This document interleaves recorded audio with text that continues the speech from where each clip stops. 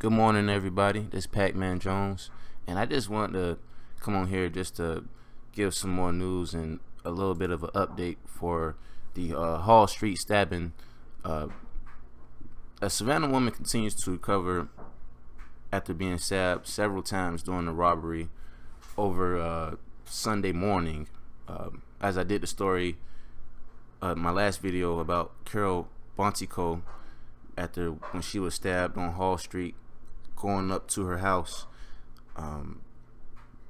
and basically in the article is just her sister and her brother-in-law saying how she's doing, and basically it says that her sister Diane Buckery says, "I feel really bad for him because I feel like what he has gone through, why would he think this is a choice?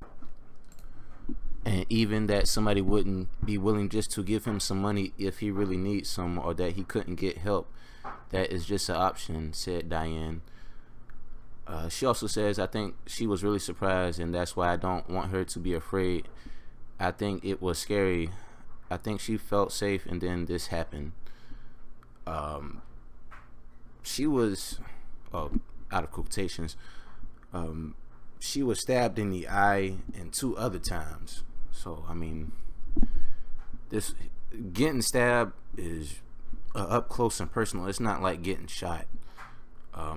Getting stabbed is, I view it just as worse, because you're going with vital organs and you just lunging at the person and just getting stabbed in the eye. I mean, that's pretty gruesome, and they don't really say where the other 2 stab wounds were, but I mean, just let alone getting stabbed in the eye. I mean, that really must have been a bloody crime scene. And also,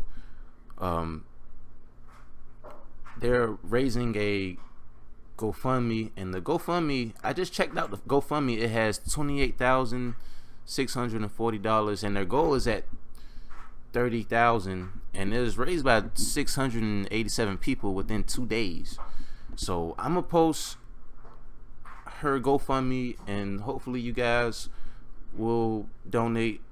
I'm gonna donate after when I post this video, because I mean, wow, I mean, I'll donate something. I mean, I know she's pretty much almost at her goal, but I mean, that's amazing for her to raise that money, because I just think of her medical bills and all the things that, I mean, her medical bills will probably just cover what's in the GoFundMe, but I mean, that's constant hospital visits, surgeries. I mean, getting stabbed in the face.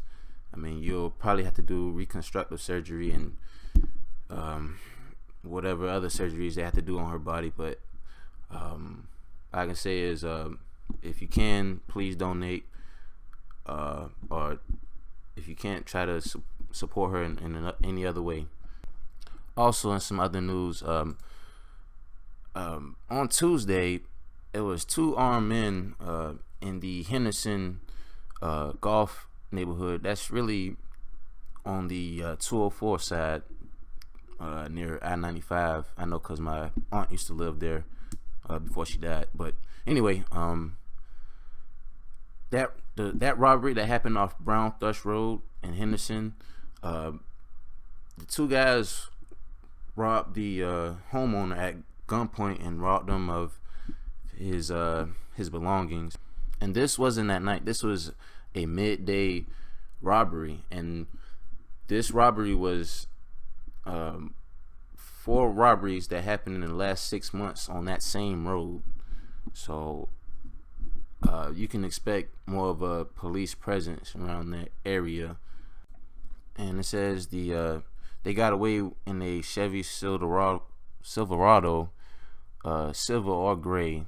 And about that area, I mean, it's pretty nice homes. I mean, it's a golf community. I mean, it's a big golf course. I don't know any of you guys ever been out there or know anybody that live out there, but I mean, it's nice homes out there.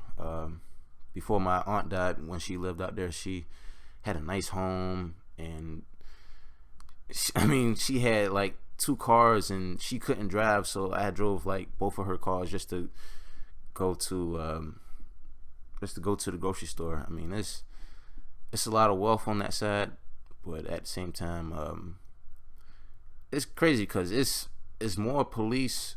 It's police officers on that side, but they're on the 204 side, not the Henderson side.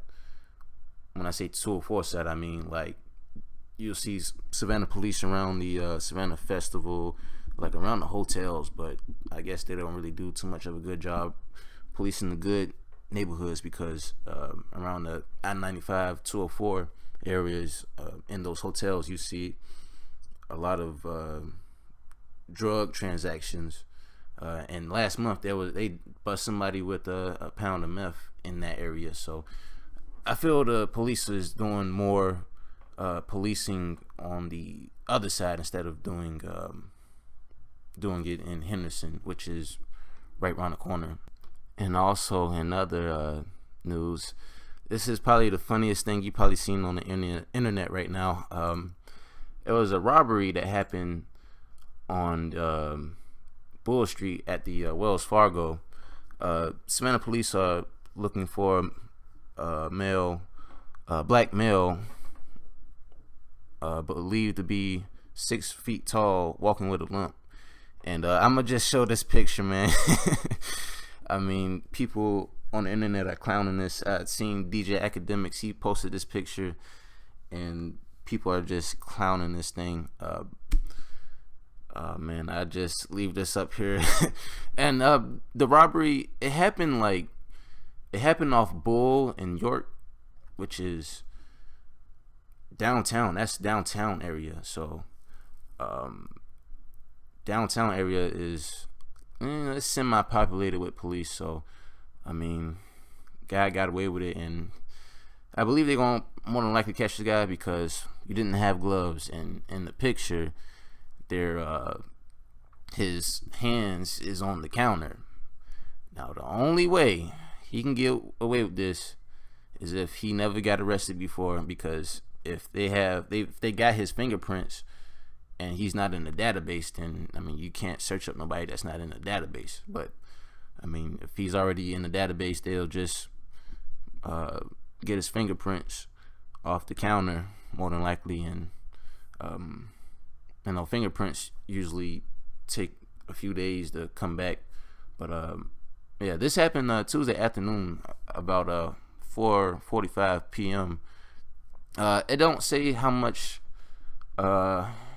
money he got away with, but I assume he probably got away with, I don't know, some stacks. And then speaking of robberies, we had another robbery Tuesday morning at the Parkers on Abercorn near Wilshire. Said just before 3 a.m. A suspect wearing the ski mask came to the gas station with a pistol demanding money. The suspect got away with the money and fled on foot. There was no injuries, and they haven't found the identity for this guy or any leads. So if I could bring you guys an update, I will. And also in other news, probably should cover this first, but in Sunday morning, Savannah Metro and Savannah Fire responded to a church around 6:30 in the morning at the First Bryan Baptist Church, and officers thought it was a fire, but they didn't see any smoke or any flames. So the officers went in and found just broken items, broken glass, and they discovered a man that was acting erratically. They believe that the guy was on drugs. Police handcuffed the man, tried to handcuff him, but he was acting so erratically, he had to be tasered. And they said that he had been on drugs because when they tried to arrest him, he wasn't even speaking English. He was speaking a different language. And I seen the pastor speak about what happened, and he carried himself well. He said one thing about it is that we're not resilient people. We're strong, and we're going to bounce back. They did have church on Sunday, but they didn't have it in the sanctuary, and they had fellowship instead. And they just want to make sure that the crime scene is taken care of before people come back into the church. And also, the suspect, he faces charges of burglary, vandalism to a place of worship.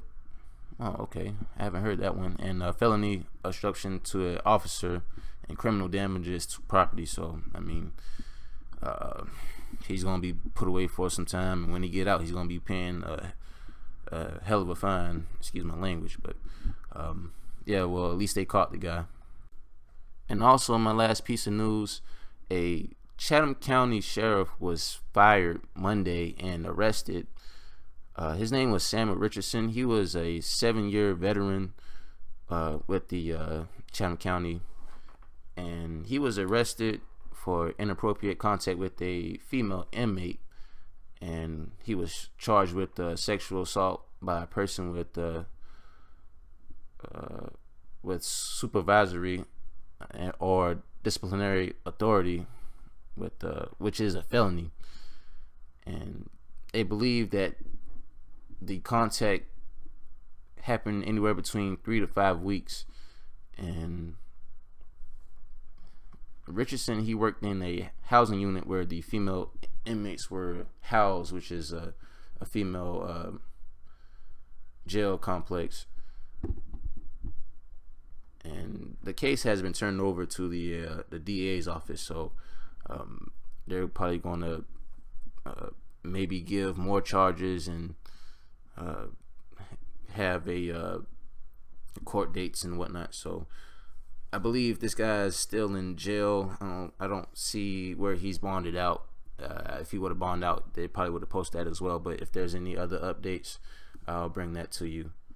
But that's all I have for the midweek news. I didn't want to make this terribly too long, but I'll keep you guys updated with news that happened later in the week. And I know the Durin gas explosion happened. I'm going to do a story on that as well. I'm just missing some video for that, but I'll just post that Sunday. But that's all I have for this week. This your boy Patman Jones with Savannah Seaport News, and I'm out.